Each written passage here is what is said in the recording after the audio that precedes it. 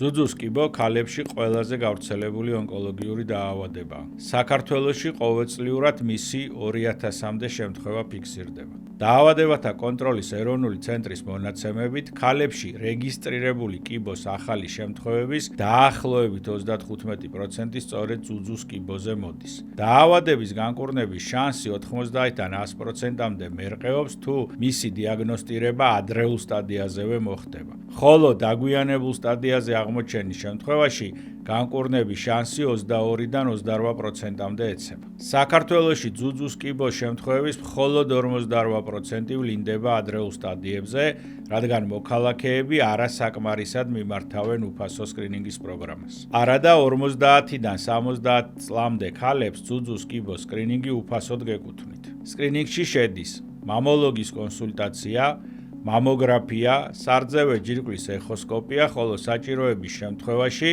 ციტოლოგიური კვლევა და ბიოფსია. თუ წარმოადგენთ ასაკობრივ რისკ ჯგუფს, აუცილებლად მიმართეთ შესაბამის სკრინინგ ცენტრს და ჩაიტარეთ უფასო კვლევა. ცენტრების ნომრები შეგიძლიათ ნახოთ ამ ვიდეოს კომენტარებში. გააზიარე ვიდეო და დაგვეხმარე ფედერალისტებს ინფორმაციის გავრცელებაში, რომ ერთად ვებრძოლოთ ძუძუს კიბოს.